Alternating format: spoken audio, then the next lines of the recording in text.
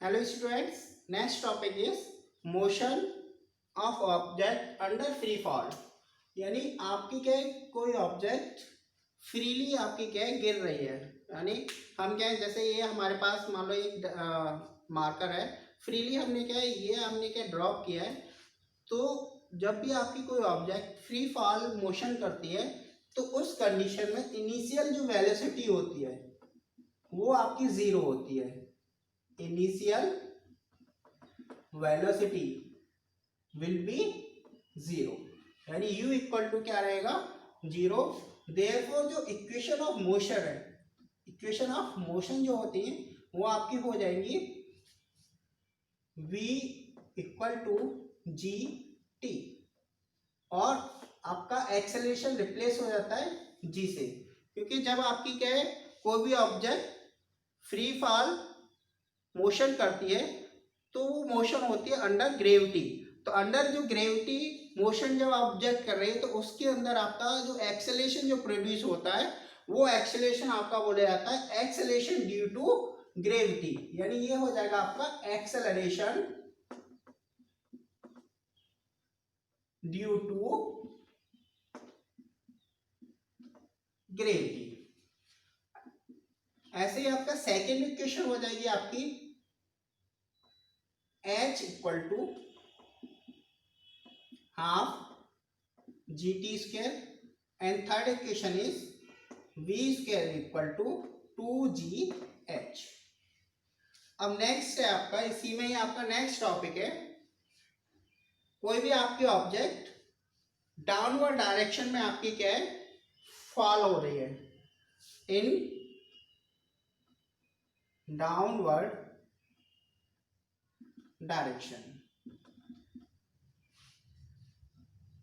Downward direction में जब object आपकी गिर रही है तो उस कंडीशन में आपका एक्सेलेरेशन a इक्वल टू आपका g से रिप्लेस कर देंगे, और जो s होती है वो आपकी h के इक्वल हो जाएगी। तो जो इक्वेशन ऑफ मोशन है वो हो जाएंगी आपकी, पहली इक्वेशन ऑफ मोशन हो जाएगी आपकी v equal to u plus G T. Second equation h equal to you T plus half ji T square. Third equation is v square equal to u square plus 2gh। Second है in upward direction, upward direction जब कोई object आपकी upward direction में motion कर रही है तो upward direction में मोशन करती है, जो एक्सेलरेशन ड्यू टू जो ग्रेविटी होता है वो आपका नेगेटिव होता है। यानी a इक्वल टू हो जाएगा आपका माइनस जी और s इक्वल टू आपका h। तो फर्स्ट इक्वेशन हो जाएगी आपकी v equal to u minus g t, and second equation is h equal to you t minus half ji t square, and third equation is v square equal to u square minus 2gh। Next topic हम समझ लेते हैं reaction time.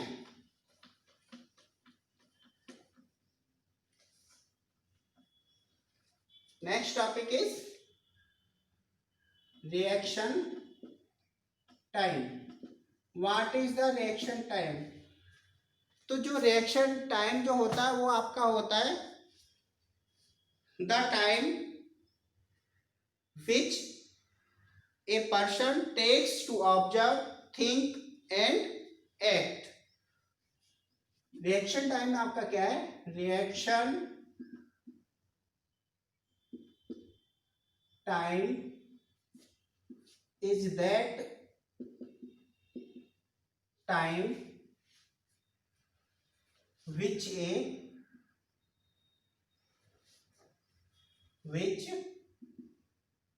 a person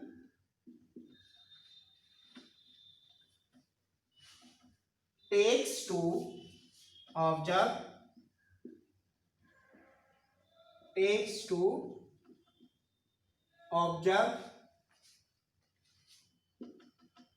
think and act।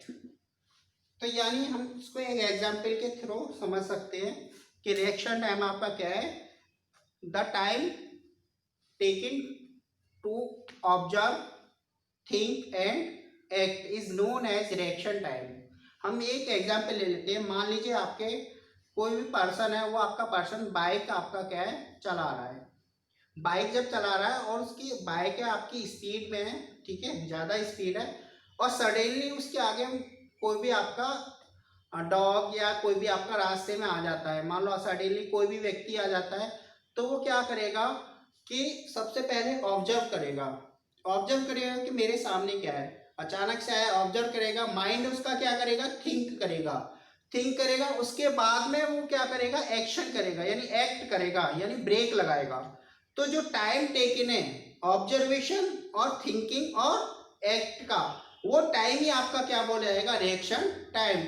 It is a very less time, बहुत small time होता है। क्योंकि हमें देखा ही होगा, जब हम बाइक वगैरह या हम चलाते हैं तो अचानक से कोई आ जाए, तो हमें ऑब्जर्वेशन यानी देख करके तुरंत हमारा माइंड आपका क्या कर देता है, एक्शन कर देता है, यानी हमें ब्रेक लगानी है, सूचना दे देता है। तो वो जो टाइम है आपका, जो टेकन टाइम है, वो टाइम ही आपका क्या बोला जाएगा, रिएक्शन टाइम।